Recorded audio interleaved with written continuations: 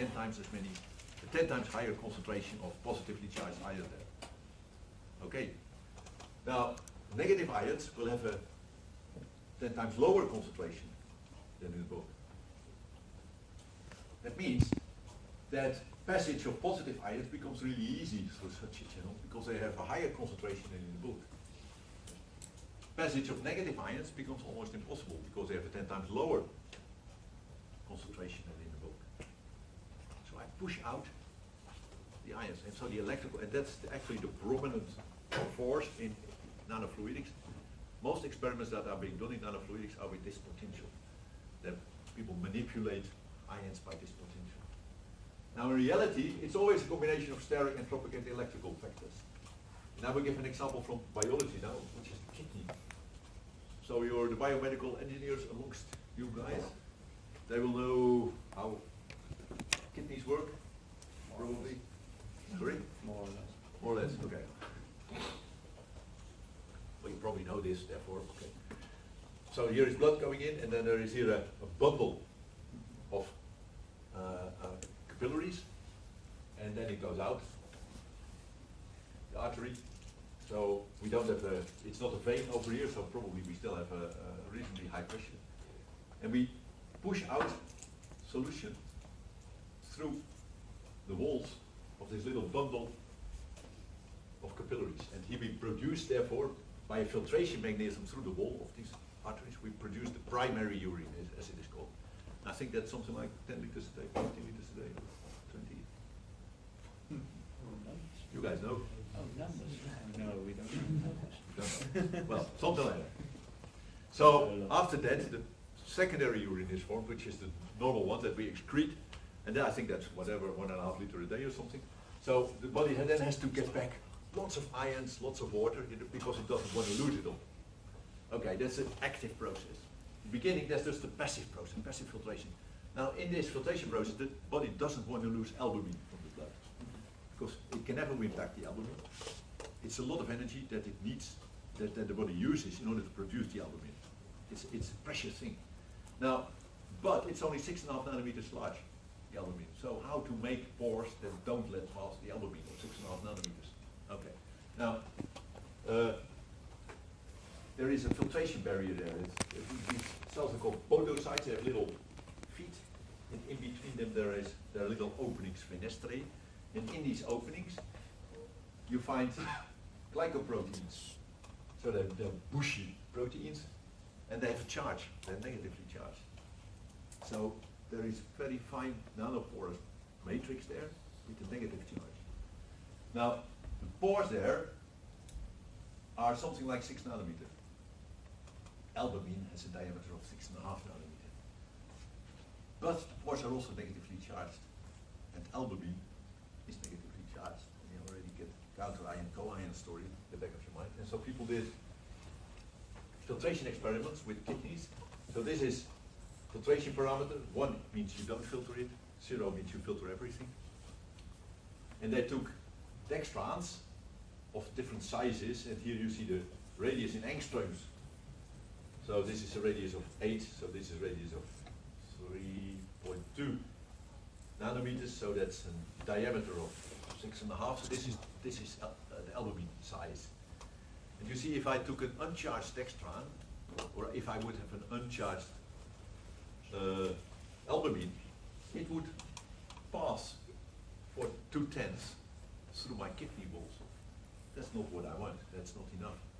If I would have a positively charged albumin, actually half of it would go through the kidneys. That's what we found with the dextrans. However, when we get a negatively charged, none will pass. So with the kidneys, you see it's a question of size. So that's the size. Small things pass. And of charge. And so that's many of these sieves, they have this combination of size and charge. And charge actually is a very nice non-contact way of keeping things from passing through your matrix.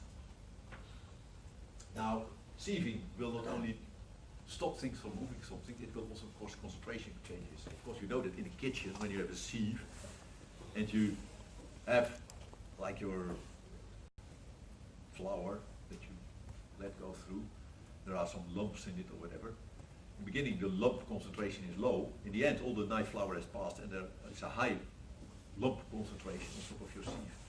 So you collect the things that don't pass.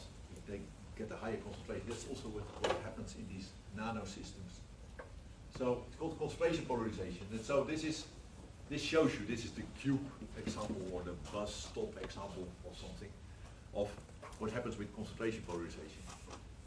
And it shows you can make nice simple equations in physics that look very complicated but actually are really simple. So we have the bus stop here and there are a number of people going out, the flux out in people per second, and the flux in people per second. And then we know how many people are in there, the concentration of people in it. And now the change of flux with space, how many, 5 people in, 3 people out, gives you the change in concentration in time. Because the change in concentration is then 2. So the change of flux, 5 to 3, gives you the concentration of the change in concentration in time. That's expressed by this guy. The J, the X is dc dt. And there's a minus sign there because of the directionality. So spatial flux change will cause a temporal change in concentration. So if we have something that only transports counter ions here, and here a bulk solution where counter and co-ions have the same, are transported in equal measure, we get a problem here in the interface because one passes, the other one can't. So it's increasing in concentration. Now that's what you find, for example, at intersections of micro and nanochannels. So these guys make microchannels, 2 microchannels, and in between the 2 microchannels there's a little nanochannel connecting the 2 microchannels.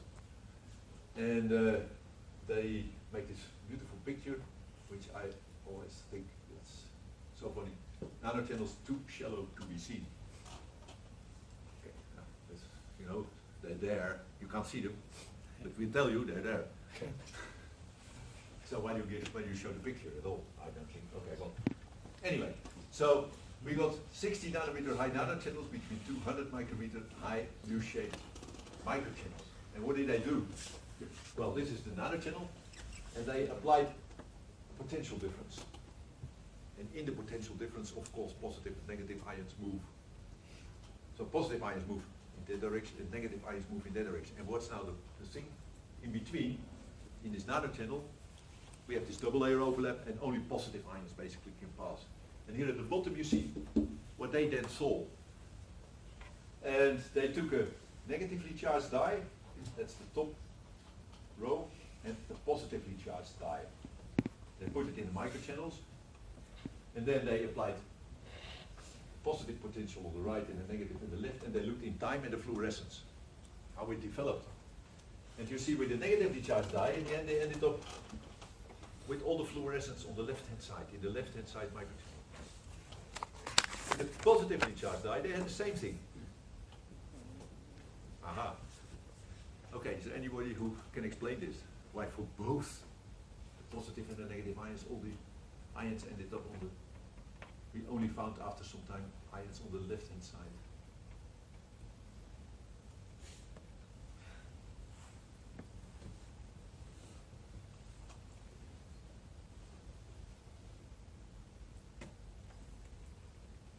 So only positive ones can pass. Yes. Yeah. That's why it's difficult.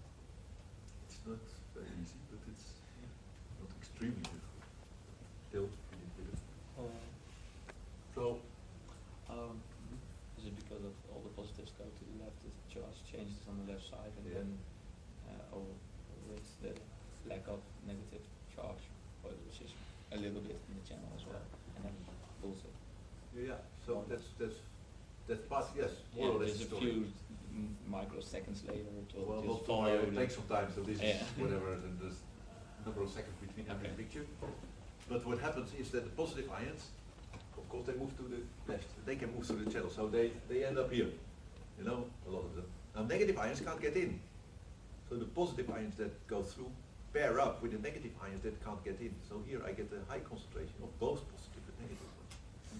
because there are more positive ones arriving that then go away, because here the whole electrical current is carried by positive ions. In the solution, only half. So half of the arriving current is not transported any further in positive ions, so they are left behind at the opening here. And the negative ones, they come in, they can't go through the channel, and they pair up with positive ones that arrive, so you get a high concentration. Here it's the opposite. So here the positive ions move into the channel, and not enough are being brought in to account for the ones that go to the left. However, that's no problem, because the negative ions have also disappeared, because they are on their way to the positive electrode. So I end up with no ions here at all on the right hand side. Of course, after some time this gives a problem, because there are no ions at all on the right hand side, so oh my god. And then you get very strange things happening. So the whole system becomes unstable. So people who do membrane experiments, they know this, concentration polarization. Anyway, this happens. So, and when you make any system, microfluidics or nanofluidic system with such a functionality, you've got to take care of it. Something happens, but you can use it, of course, because you get high concentration on one side. Okay, this is just the explanation of what I explained to you. You can read it, let's hope. Now, application. We're going to use sieving now to do desalination. So that's an application, so getting rid of salt. A real good application of nanofluidics, and it's sieving. Now, the sieving process here is called reverse osmosis. And what happens in reverse osmosis? So you apply pressure to a salty solution, seawater, and you end up only with fresh water, which is of course great. And that's because this membrane doesn't allow the ions to pass, but only lets water pass. Now how can you make the membrane like that? Well, the working principle is that salt water is pressure driven through a nanoporous membrane. But we know only the counter ions can pass. You know, if it's a system with a high charge density, only counter ions can go in. You know, overlapping double layers, only counter ions. So I push the counter ions through. Okay, that's all right. But they end up on the other side of the membrane without any negative ions, for example. So if the membrane has a negative fixed charge, only positive ions pass. So here are positive ions, no negative ions. So they will create an electrical field, plus, minus. So they push back any further positive ions, because the electrical field will work against the movement of the positive ions. Negative ions don't arrive anymore. So that means that after a little while, I have an electrical field past the channel. I have some positive ions here, and an electrical field pushing back the rest of the positive ions. So then only water can still pass through the membrane. Now that's reverse osmosis. So we have a membrane that in the end doesn't pass any ions, because the counter ions could pass, but they set up an electrical field that stops their passage. So only water passes, so I can make a fresh water solution. Now, and that's why I now mention it in our nanofluidics. So there are the new developments here where people start using carbon nanotubes membranes to do this desalination. And the good thing is that you see here these colored little beads. They are functionalized groups on the outside ring of the carbon at the opening of the carbon nanotubes. And they, for example, are negatively charged COO minus groups, and they repel negative charge. So negative ions can't go in, positive ions can go in, but then I get my concentration, but then I get my electrical field. And so they work like the charge sieve, and here I have my carbon nanotube with very low flow resistance. So what is the driving force here? Pressure. In the same way as in a reverse osmosis membrane. So you push through the water. The water wants to take along the ions, but you prevent negative ions from passing, only positive ions pass. Then you get the potential difference that pushes also back to positive ions. But in the end, it's a driving force is the pressure gradient across the membrane. Now, so water passes, and as you saw, well, I didn't emphasize it really, but through the carbon nanotube membranes, the resistance to fluid flow is maybe 1,000 times lower than through normal pores. So it's enormous. And the normal problem with these reverse, or not the problem, but the limitation of the reverse osmosis membranes is the fact that you've got to work against the resistance to fluid flow. because the pores need to be very small, they have a very high flow resistance. So you need a lot of pressure to pump things through, so there's a lot of energy. Now, with the carbon nanotubes, you can have membranes with a much lower energy. So the only thing that really is left now is you need to work against the electrical forces. Basically, you still got to get high concentration salt here, low concentration salt there. That's entropy. That still costs you some minimum amount of energy. Now, but you end up with almost only having to pay this minimum amount of energy price to do the desalination. So that's one of the real nice things now of the recent work in nanofluidics. Okay, now I showed you the kidneys. When we make now our separation devices in the clean room, we can try and make things that are as smart as kidneys. So working, stirring, electrical things. And I will show you two examples, hydrodynamic chromatography and an entropic trap array. So the hydrodynamic chromatography works by this, what I already showed you, like some things, but nothing can get closer to the wall than its radius. Now, big things, therefore, are more in the center of the channel than small things. Small things can, for example, diffuse along the entire cross-section of the channel. Large things are mainly in the middle. Because I got my parabolic flow profile, these large things actually move faster than the small things that can move at also the lower velocities. It's a very easy way of separating particles, and that's called hydrodynamic chromatography. And here at the bottom you see a graph showing the relative retention with respect to water of particles with different radii. And we vary the radius of the particles from 0 to 50 nanometers. And you see the big ones, in a 1 micrometer channel, they move at 90% of the velocity of the water. That's because the big ones, the 50 nanometer ones, are more in the center of the channel there. So they move a bit faster than the average velocity of the water. When they go to 10 micrometer channel, it's not much difference anymore because then the channel is too big. So it doesn't make a lot of difference that they really can't get close to the wall because that's only a very small part of the water flow. But in a 1 micrometer channel, which is 20 times larger than the particle, it makes a difference. So I can then separate, for example, a 50 nanometer radius particle from a 10 or 20 nanometer radius particle. And that's what you see in this movie, which experiment we did in our group where we had a long flat channel and we put in particles of 26, 44, 110 and 180 nanometers. And here you see the injection. And after the injection you see the particles moving through the channel. And you see how in time they become separated into different fractions, moving with different velocities. Now there's no adsorption here. Hello? No. Now there's no adsorption here. There's just movement with different velocities because of the different location in the parabolic flow profile. So it's a very small, subtle, elegant, I think that's a better word, elegant way of separating particles. Now in the end, you see here the slit is straight down again, so you get actually a nice amplification of the detection. You see the different fractions coming along.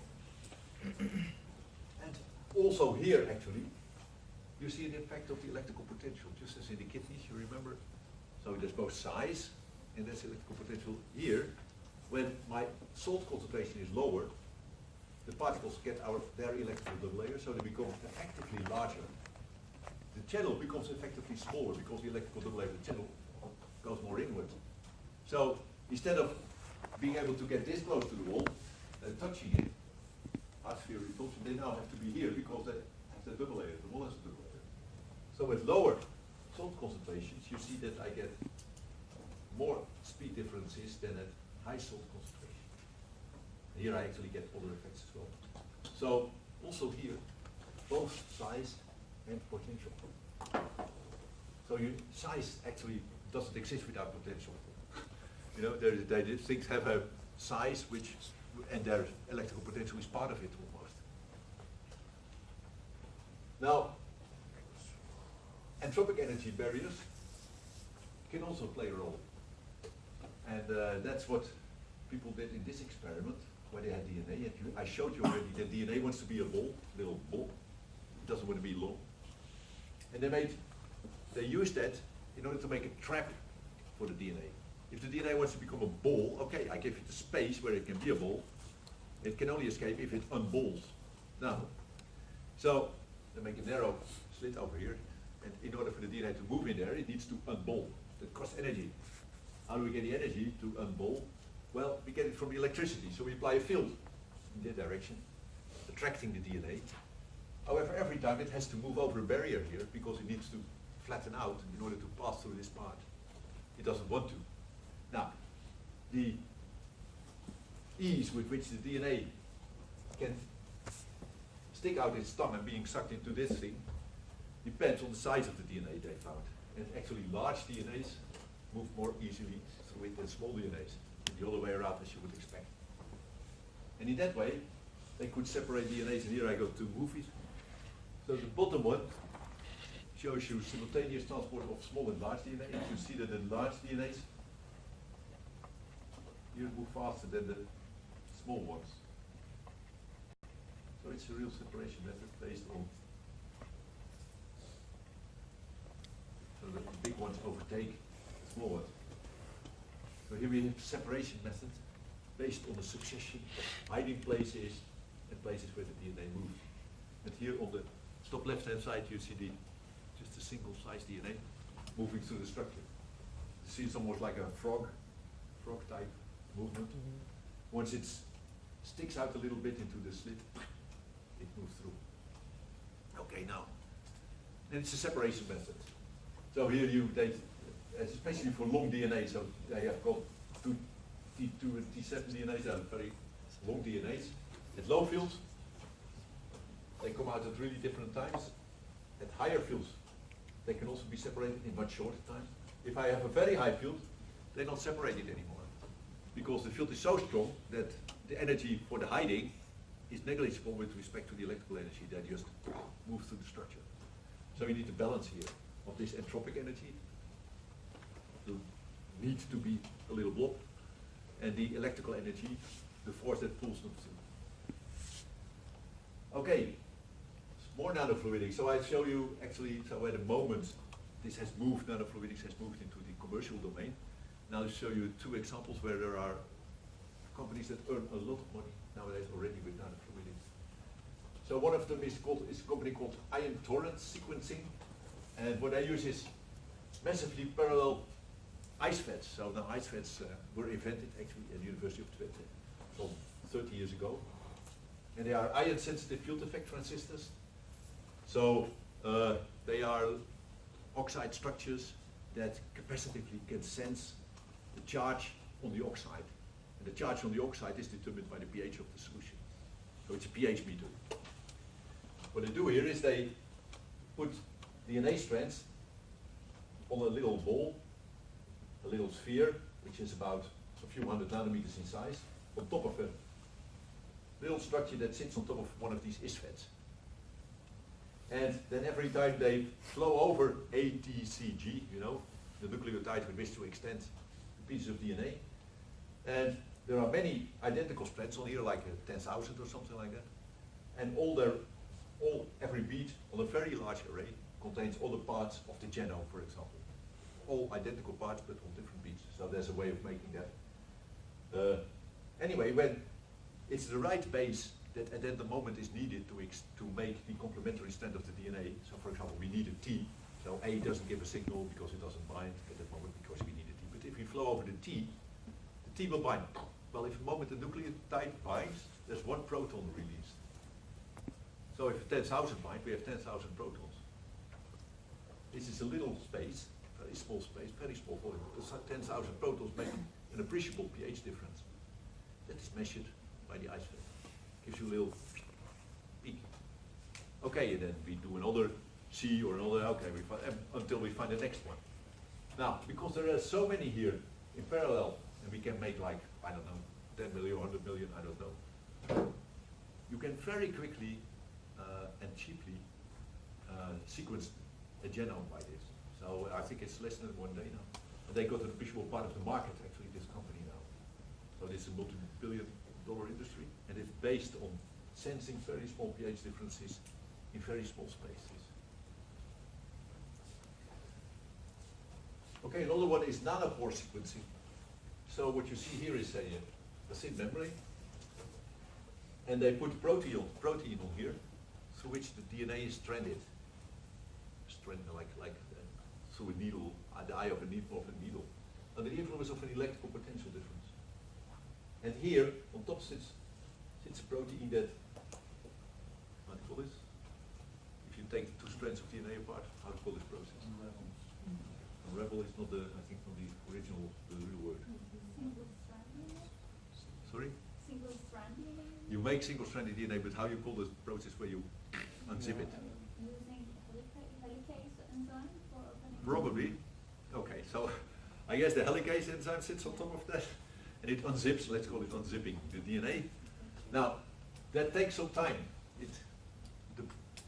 They used to make these nanopores, so they measure every time with every one is taken off. Let's say it unzips another one. They measure the current through this device. Now, normally in the old days, they wanted always to do nanopore sequencing, and they wanted to see when the different base pairs pass through the pore, they would like to see a little change in current. Every ATCG would give a slightly different current, but the time resolution was not, the currents were really small, and the time resolution was milliseconds, but it needed to be microseconds, so it really didn't work.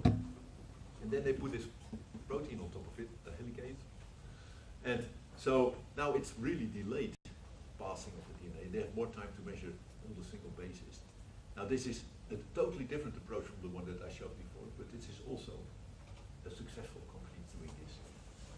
So they're in an earlier phase yet, but here you see what they show on their website as the different ionic currents through this structure when there are different single bases at that moment passing through the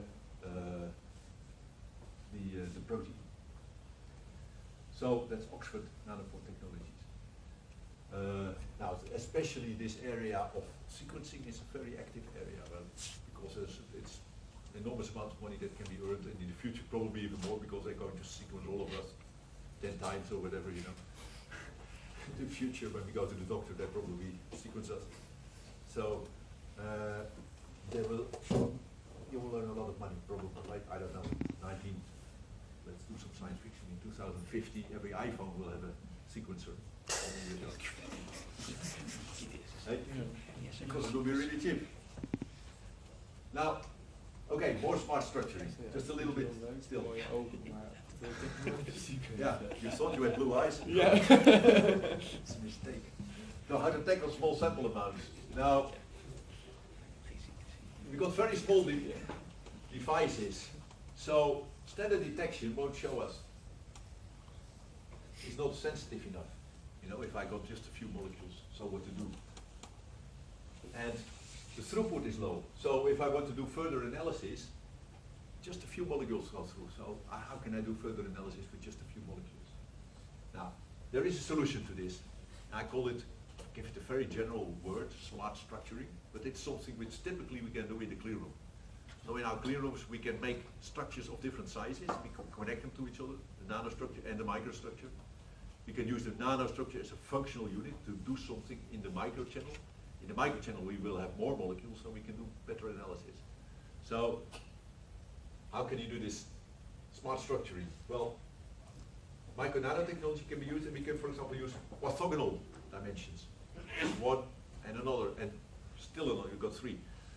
So people in membrane science, they also use this. They use like pipes, or they use sheets that they fold. Our bodies use it. They use branch structures. So geometry, there's a lot of interesting stuff there. How can you optimize the geometry? And you can also have continuous flow systems, also nature.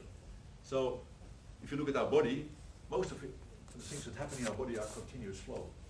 It's not batch flow. It's not like our heart pumps half the day, the other half, it doesn't pump, so we can just go on and then we put it on again. No, it's continuous.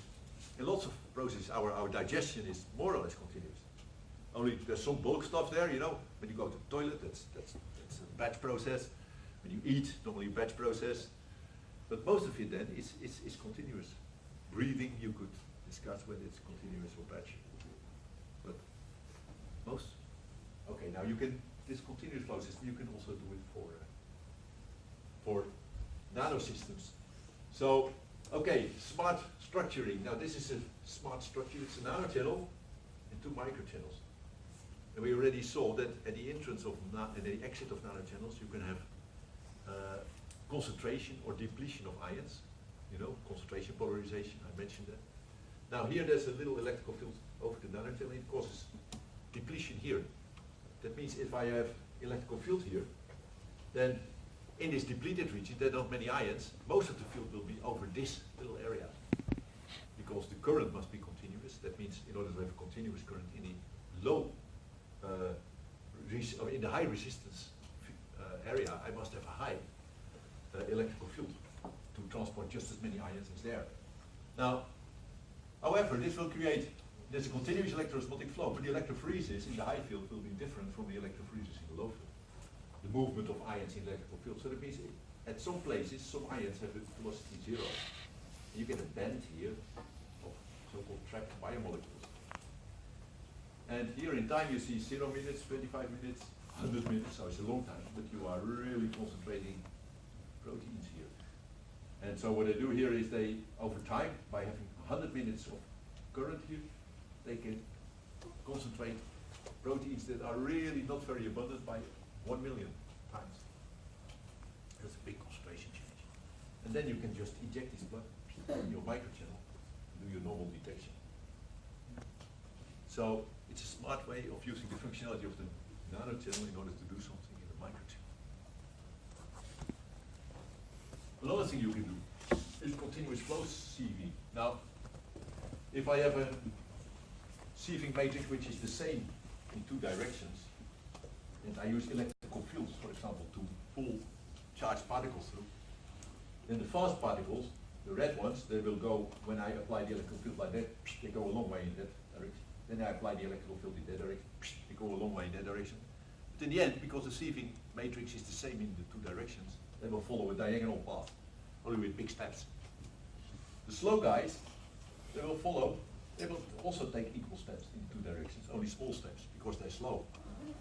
But in the end, I collect both of them in the right corner at the bottom in continuous flow, so I don't separate them. So how can I separate in continuous flow? Well, you can do that by having an anisotropic sieving matrix. So one, where in one direction they're equally fast, but in the other direction they have different velocities. So, and here the red one is equally fast in both directions, I think, while the small one is less fast in the horizontal direction. So that one takes small steps in that direction. So in the end it ends up here. Now, with micromachine we can make these anisotropic sieving matrices. And this is one that was made in literature. It's a literature report, and so you see there are deep lines there and there and there. And in between the deep lines you find little slits every time. And some particles, they can't really move through the narrow ones. So they will tend only to follow the downstream path. The red ones, they can move through both. So they follow the more diagonal path. And then you can have different selection rules, different types of sieving that allow the green and the red ones here to pass. So they can be electrical, let me see, what is it? Electrostatic sieving, we already discussed that. That's the same thing as happens in your kidneys. That can be your criterion. There can be this entropic trapping, so the big DNAs that want to stay in here, don't want to go over there. So there can be different ways in which you play with the sieving in these structures. But in the end, if you introduce a mixture of all 5 compounds, some of them will move straight through down, and others will move more to the right. And you can do that both to short DNA and to long DNA. So it's quite nice.